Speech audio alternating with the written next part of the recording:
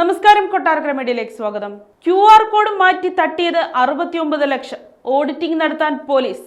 നടൻ കൃഷ്ണകുമാറിന്റെ മകൾ ദിയ കൃഷ്ണ നടത്തുന്ന ആഭരണ വിൽപ്പനശാലയിൽ നിന്ന് ജീവനക്കാർ പണം തട്ടിയെന്ന പരാതിയിൽ ഇരുവിഭാഗത്തിനെതിരായും അന്വേഷണം തുടരുകയാണെന്ന് മ്യൂസിയം പോലീസ് അറിയിച്ചു. കൃഷ്ണകുമാറിനും കുടുംബത്തിനുമെതിരെ ജീവനക്കാരും പരാതി നൽകിയിരുന്നു. ദിയ കൃഷ്ണ കവടിയാറിൽ നടത്തുന്ന സ്ഥാപനത്തിലെ ജീവനക്കാർക്കെതിരെ സാമ്പത്തിക തട്ടിപ്പ് ആരോപിച്ച് ജൂൺ 3-നാണ് കൃഷ്ണകുമാർ പരാതി നൽകിയത്.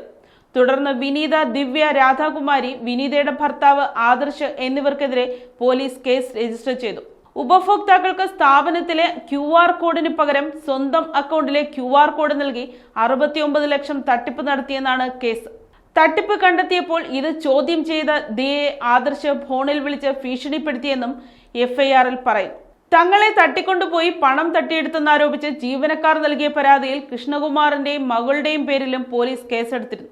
സ്ഥാപനത്തിന് വേണ്ടി ഓഡിറ്റിംഗ് നടത്തുന്ന സ്വകാര്യ സ്ഥാപനത്തോട് എത്രയും വേഗം ഇത് പൂർത്തിയാക്കാൻ പോലീസ് ആവശ്യപ്പെടും. സംശയമുള്ള പക്ഷം സർക്കാർ തലത്തിൽ ഓഡിറ്റിംഗിനുള്ള നടപടികൾ സ്വീകരിക്കും. കൃഷ്ണകുമാറിന്റെയും മകളുടെയും ജീവനക്കാരുടെയും അക്കൗണ്ടുകളും CCTV ദൃശ്യങ്ങളും അടക്കം പരിശോധിക്കും.